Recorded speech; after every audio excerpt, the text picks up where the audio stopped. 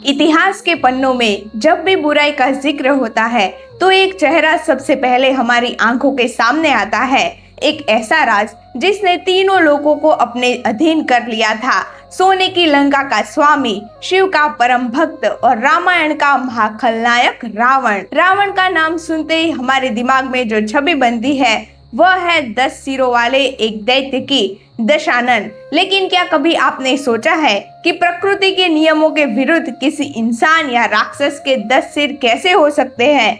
क्या ये 10 सिर केवल एक शारीरिक विकृति थी या फिर इन 10 चेहरों के पीछे कोई बहुत बड़ा, गहरा और दार्शनिक रहस्य छिपा है? आइए समय के चक्र को थोड़ा पीछे घुमाते हैं और चलते हैं उस युग में जहां से इन 10 सिरों की कहानी शुरू होती है। यह कहानी केवल एक राक्षस की नहीं है, बल्कि मानव मन के भीतर छिपे उन रहस्यों की है जिन्हें आज तक हम समझ नहीं पाए। पौराणिक कथाओं के अनुसार रावण कोई साधारण असुर नहीं था। वह महर्षि विश्रवा और केकसी का पुत्र था। उनकी धमनियों में एक ब्राह्मण का ज्ञान और एक राक्षस का बल दोनों दौड़ रहे थे। रावण जानता था कि तीनों लोगों पर विजय प्राप्त करने के लिए उसे भगवान शिव को प्रसन्न करना होगा। रावण ने गोकुल में घोर तपस्या शुरू की। सालों बीत गए, सर्दियां, गर्मियां, बारिश, लेकिन शिव प्रकट नहीं हुए। तब रावण ने अपने समर्पण की चरम सीमा को पार करने का फैसला किया। उन्होंने अपनी तलवार उठाई और अपना ही सिर काटकर शिव के हवन कुंड में आहुति दे दी। आश्चर्यजनक रूप से उनकी गर्दन पर एक नया सिर उग गया। रावण ने फिर उसे काटा, फिर एक नया सिर उग गया। ऐसे उसने 1-2 बार नहीं बल्कि पूरे 9 बार किया। जब 10वीं बार रावण अपना सिर काटने ही वाला था तब स्वयं महादेव प्रकट हुए। भगवान शिव उनके उस अटूट और भयंकर समर्पण से अत्यंत प्रसन्न हुए। उन्होंने रावण को अमरता का तो नहीं लेकिन अजय होने का वरदान दिया और उनके काटे गए 10 सिरों को एक साथ जोड़ दिया। यही से रावण दशानन कहलाया। शारीरिक रूप से 10 सिर होने का यही वह रहस्य है जो पुराणों में दर्ज है। लेकिन ठहरिए, कहानी का असली रहस्य तो अब शुरू होता है। प्राचीन भारतीय दर्शन में एक कथा का एक प्रतीकात्मक अर्थ होता है। रावण के 10 सिर केवल मांस और हड्डियों के ढांचे नहीं थे, वे उसके असीमित ज्ञान का प्रतीक थे। रावण अपने युग में सबसे बड़ा विद्वान था। कहा जाता है कि उसके 10 सिर 6 शास्त्रों और 4 वेदों के ज्ञाता होने का प्रमाण थे। 4 वेद, ऋग्वेद, यजुर्वेद, सामवेद और अथर्ववेद, और 6 शास्त्र, सांख्य, योग, न्याय, वैशेषिक, मीमांसा और वेदांत। इन 10 ग्रंथों का पूर्ण ज्ञान अकेले रावण के भीतर समाहित था।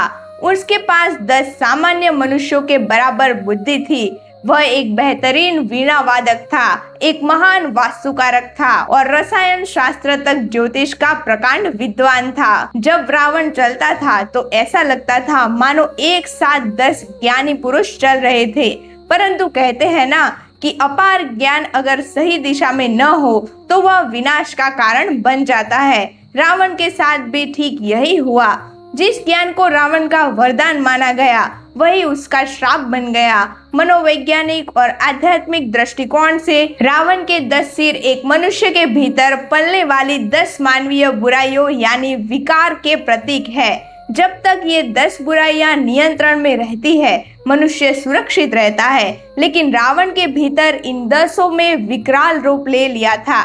यह 10 सिर कौन थे? ध्यान से सुनिएगा। पहला काम जो सीता हरण का कारण बना, दूसरा क्रोध जिसने उसे हमेशा अंधा बनाया रखा, तीसरा लोभ जिसने उसे सोने की लंका का लालची बनाया, चौथा मोह अपने बाहुबल और परिवार के प्रति अंधा प्रेम, पांचवा मद खुद को ईश्वर से भी बड़ा समझने का घमंड, छठा मत्सर्य दूसरों की सफलता से ईर्ष्या, सातवां मन जो हमेशा अस्थिर रहा, आठवां बुद्धि जो ज्ञान के बावजूद भ्रष्ट हो गए, नौवां चित्त जो केवल विनाश पर क्रोधित हो गया, और 10वां अहंकार। और यही सबसे बड़ा सिर था, अहंकार। जब भगवान राम ने युद्ध भूमि में रावण के सिरों को काटना शुरू किया तो वह वापस उग आते थे।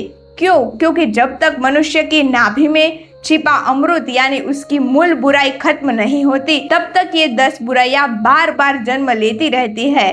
राम ने भी जब रावण की नाभि में तीर मारा तब जाकर उनका अहंकार नष्ट हुआ और दशानन का अंत हुआ। रावण का अंत केवल एक त्रेता युग की घटना नहीं है। दशानन का रहस्य आज भी हमारे आसपास बल्कि हमारे भीतर ही जीवित है। हर साल दशहरे पर रावण का पुतला जलाते हैं, उसके 10 सिरों को जलता हुए देखते हैं, लेकिन क्या हम कभी अपने भीतर झांक कर देखते हैं? आज का रावण बाहर नहीं है, यह हमारे ही दिमाग में काम, क्रोध, लोभ और अहंकार के रूप में छिपा बैठा है। रावण के 10 सिर हमें यह सिखाते हैं कि चाहे आप कितने भी ज्ञानी क्यों न हो, चाहे आपके चारों वेदों को क्यों न कंठस्थ कर लिया हो, यदि आपके भीतर का अहंकार आपसे ज्ञान के बड़े न हो गया हो तो आपका विनाश निश्चित है। ज्ञान आपको शांति दे सकता है, लेकिन चरित्र ही आपका सम्मान दिलाता है। यही था रावण के 10 सिरों का वास्तविक रहस्य। यही था रावण के 10 सिरों का वास्तविक रहस्य। एक कहानी जो बाहर से चमत्कार लगती है, लेकिन भीतर से हम बहुत बड़ा जीवंत मूल्य सिखाती है। अगली बार जब आप दशहरे पर इस सिरों वाले रावण को जलते हुए देखें तो एक सिर अपने भीतर छिपे अहंकार का भी जला दीजिएगा।